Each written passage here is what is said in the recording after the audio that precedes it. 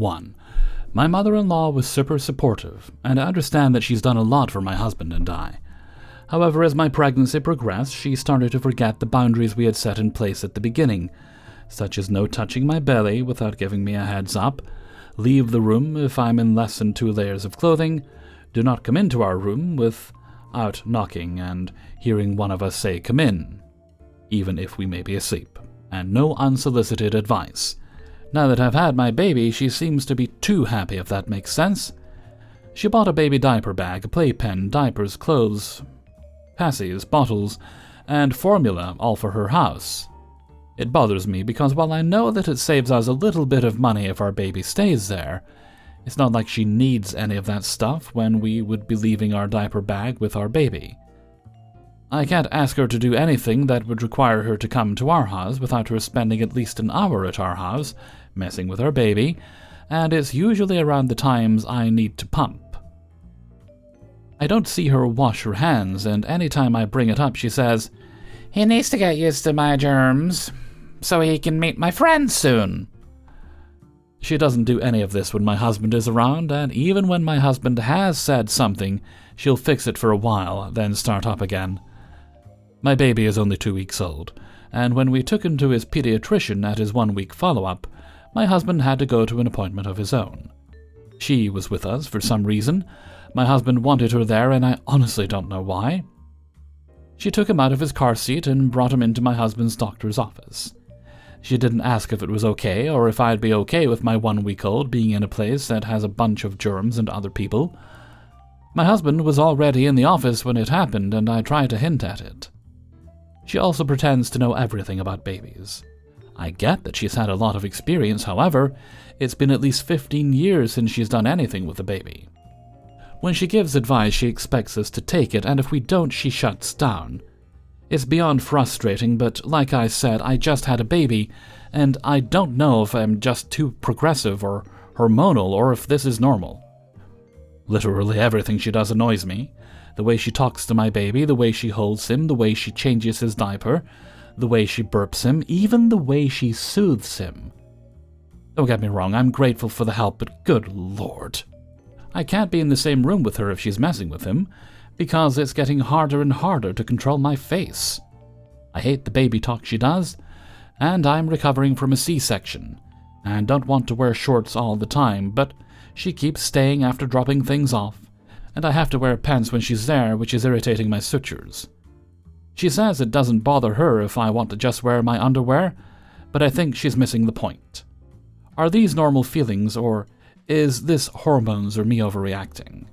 I don't think I should be annoyed over small things, but good Lord, it's like a burn in my stomach every time she comes around. Hellfreezer's note, you just had a baby, so you're definitely allowed to be annoyed by whatever you want, certainly for a little while. As far as your mother-in-law's extended visits come, maybe you could try just saying, "Well, thank you so much for coming, you should stop by again sometime," and then usher her toward the door. Maybe she'll take the hint. I appreciate she's your mother-in-law, your husband has a relationship with her, you don't want to be rude, but you need to be firm with your boundaries. If you don't enforce a boundary, then there is no boundary. That being said, best of luck to you, your husband, and the little one. 2. A little background. My just-known mother-in-law is obsessed with birthdays.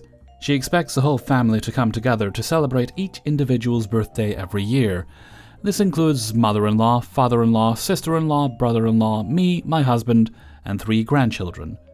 She expects this in addition to all other holidays as well as weekly or bi-weekly, just because visits. But the frequency of our time spent together is a topic for a different day. The birthday celebrations are hard for me because they're so routine they aren't fun anymore. They host them at their house every time. The only people who ever have fun are mother and father-in-law. It's very forced. I have had to ask them to please skip my birthday many times because it's just too much. Plus, I'd much rather do what I want on my birthday or go out with my husband instead of hanging out with the in-laws. Every time they have refused my request for time to myself for my birthday, they have thrown surprise parties for me. have celebrated my birthday the next time we got together, and have even shown up at my house on my birthday with gifts and cake, and guilt-tripped me to let them in. I didn't. It doesn't feel friendly. It feels like they're using my birthday as a chance to see the family and be the center of attention. It's always about them. It's very controlling. Of course, when I express how this makes me feel to my husband or anyone on the outside, they think I look ungrateful and that I should be happy. It's very frustrating. Now my in-laws want to throw my baby's first birthday at their house.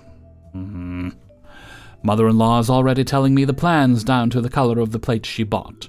I really don't want this. I want to throw my baby her first birthday party. Here is a dilemma.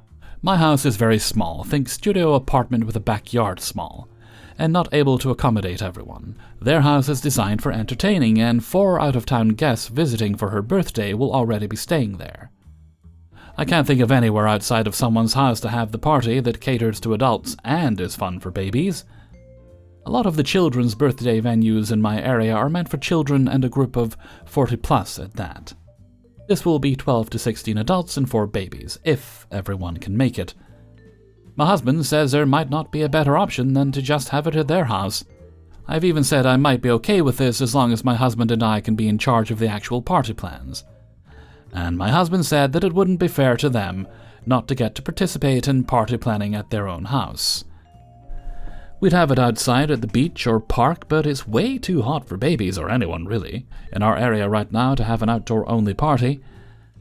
Does anyone out there have any better ideas for me, so I can avoid this? My main priorities are 1, making sure my 1-year-old daughter has a fun and not stressful birthday, and 2, that my in-laws don't take over and make it about themselves and their vision for my baby. If I need to chill and just let it happen, please tell me. Thanks in advance. Oh, I forgot to mention, one of the most important details.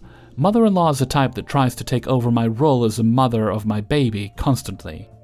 She disregards my rules, she set up a nursery in her house, she calls her my baby, one of those. She even said, "We finally have our little girl," and thanked me for my hard work in making it possible. She really oversteps. I am determined to set boundaries. Hellraiser's note, well, here's what you need to do. You need to set those boundaries and you need to be firm in it. I really hope your husband supports you more than is shown in this story here, because it sounds like he doesn't have your back. I hope in other things he certainly does, because at the moment it doesn't sound like he does. And he needs to support you and your child before he supports his parents. Doesn't mean he shouldn't be supporting his mother and father, but they come second to you and the baby. Secondly, your baby's only 1. They're too young to fully understand what a birthday party is, and maybe having too many people around them would be overstimulating for them.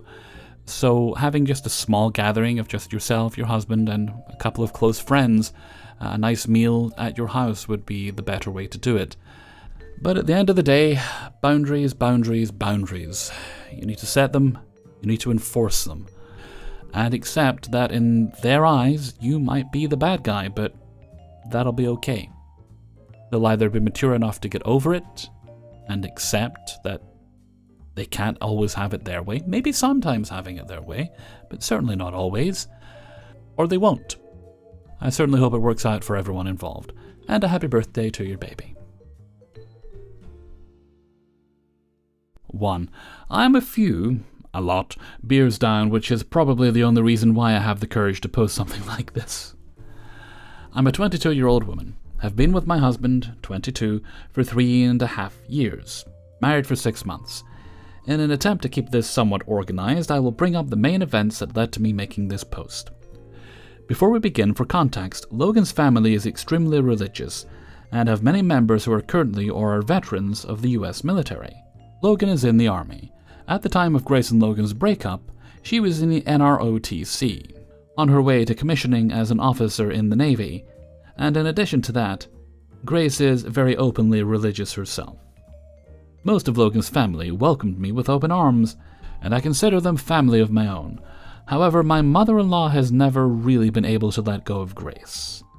She will constantly bring up Logan's prom, which he obviously went to with Grace, and talk about how happy he was then. At every major family gathering, I will hear her talk about Logan's prom and how he was prom prince, which neither me or Logan are interested in hearing about every month or so. As a specific example of how she obsesses over this, once when me and my sister were over at her house, Logan was away for boot camp at this time, mother-in-law decided to broadcast pictures of Logan and Grace at their prom from her phone to the living room TV while gushing about how he was prom prince. Yes, prince, not king. We had been dating for 2 years at this time, so I found it really humiliating. I walked away to go to the bathroom and regain my composure as a way to avoid drama when I heard mother-in-law asking my sister if I wanted to see pictures of Grace. At that point, I had reached my limit and told Logan, not really sure what to do. Once he received this information, he was allowed 30 minutes phone time every Sunday in basic training. He confronted his mother about it. Mother-in-law apologized to Logan, but came to me afterwards and told me that my sister actually asked to see the pictures, not realizing that I had heard the conversation. I was so in shock by her lies that I couldn't even think of anything to say, which I regret to this day, as mother-in-law now uses this lie as a way to talk crap about my sister. 2. After we got married, Logan and I moved to Colorado. The day we moved, she cried to Logan's sister because OP gets to spend the rest of her life with Logan and I don't. But that's a story for another post.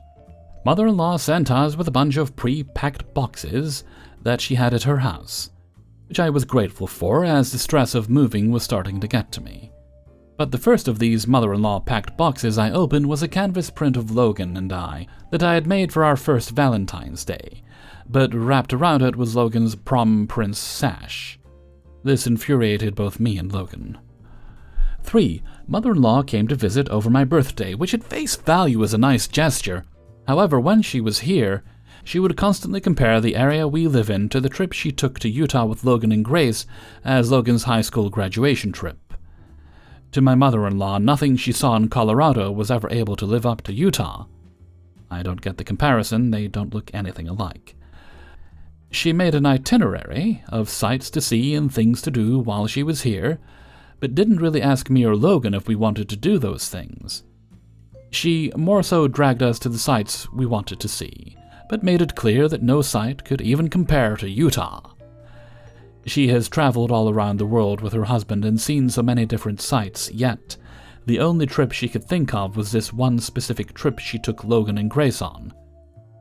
Her last day of her stay at our place was on my birthday, July 8th, and before we left to take her to the airport, she called Logan's dad and said none of Logan's family knew when my birthday was, which wasn't true. All of them had messaged me before the phone call to wish me a happy birthday. And how Logan's dad thought my birthday was July 9th because Grace's birthday was April 9th, and he's getting us mixed up. This was the straw that broke the camel's back, as after hearing this, I finally decided to limit contact with her severely. 4. Every single time mother-in-law wants to show me something on her phone, I will see remnants of Grace.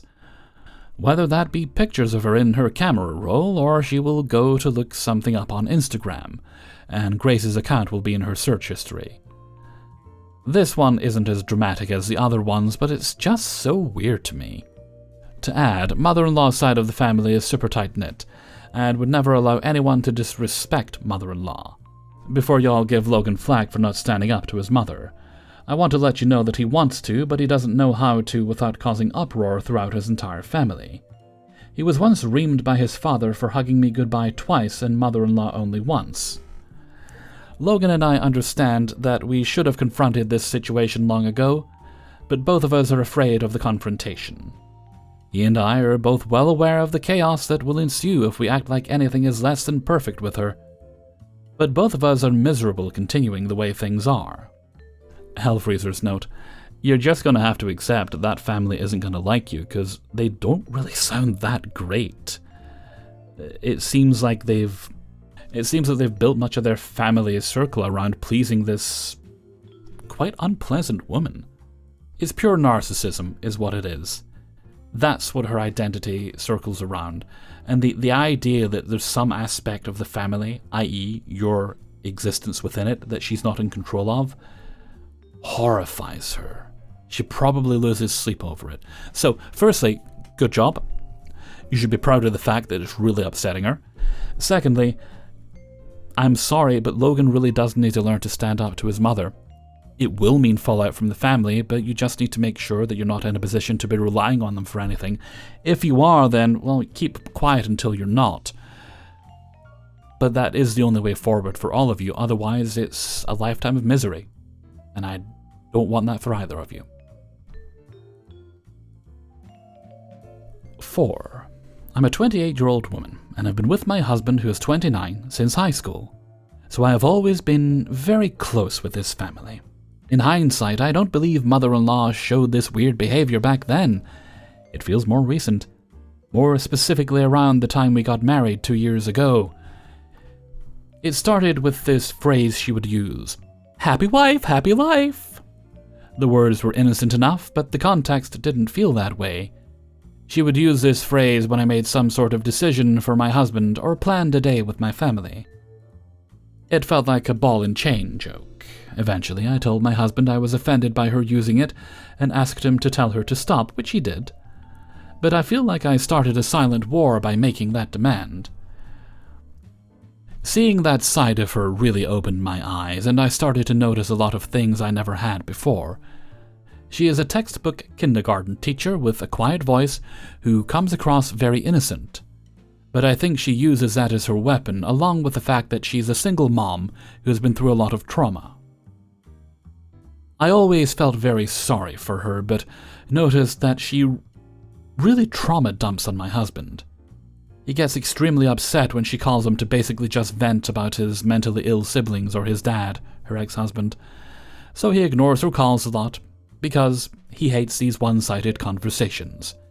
She really shares far too much information, and it stresses him out. When he ignores the calls, who else does she call but me?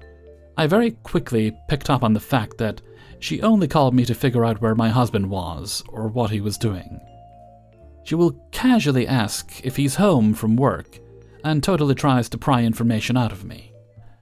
I usually play dumb and dance around her questions, until she finally stops beating around the bush, and asks me to pass a message on to him. I think she uses me to see him as well, which honestly kind of hurts my feelings. We used to be very close, but I felt a strange shift after the wedding, as if she didn't enjoy my presence as much. She will make plans, just me and her, but acts sort of bored while subtly finding ways to stay at the house until my husband gets home from work.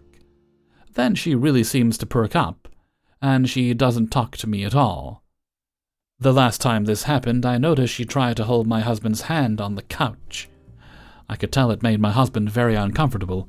He yanked his hand away after a minute of being in her death grip. Another recent incident was at her birthday dinner. Her entire family was there, 8 people, and there was an open seat on my right and my husband's left. Rather than take one of those, she demanded that one of us move so she could sit between us. I actually argued with her and asked why I couldn't sit next to my husband, expecting her to be ashamed and apologize. But she doubled down and said, "Because you two see each other every day, and I miss you both so much." Then proceeded to say 10 words to me in favor of turning and talking to my husband all night. When we got home, I asked my husband what the hell that was, and he just said, "You know how weird my mom is?" She has horrible ADHD, and it's how most people excuse her odd behavior. But the one that really made me feel uneasy happened tonight. My husband works in finance, and went to her house after work to help her with paperwork. I've had a feeling for a while she's been using this paperwork as some sort of way to see him often, because she conveniently does every task wrong or gives him incorrect passwords, or brings the wrong papers, then invites him out to very nice dinners without inviting me under the disguise of talking work. That's beside the point. She called me after he got home and she said, "I just had to tell you how much I love my son. He makes me smile. He's so wonderful." Then went on to apologize for taking him away from me that night. It was the strangest phone call I've ever had. And of course ended with her prodding to see if he was home yet. I happily told her that yes, he was, and that I'd let him know she called. 30 minutes after having dinner with him for some reason. I can't help but feel she views me as competition for my husband's attention, and that phone call was a weird bragging contest. Am I crazy? This doesn't seem like normal behavior. I've been putting off bringing it up to my therapist for some reason, and plan to soon. But I just need some validation here. Is she crossing boundaries? I'm pregnant, so I don't totally trust my emotions, but something about her has been very off-putting recently, and I need to figure it out before I even attempt bringing it up to my husband. He gets irritated with her complaints to me often, but does not seem to find it inappropriate. Hellfreeze's note: I don't think you need to worry that you're the problem here, definitely not. What happened, this is speculation on my part, I'm not a therapist, although your mother-in-law should be in therapy. If she already is, she needs to find a better one. But she's lonely. That's what it boiled down to. It was different for her when you and your husband weren't married. In her mind, she could justify that you know, she was still close with him, but now that you're husband and wife, for her it's like a door has closed. And so that call where she was apologizing for taking him away, to me that reads as if she thinks that you should apologize to her for taking her son away, which is a common thread with all these crazy mother-in-laws.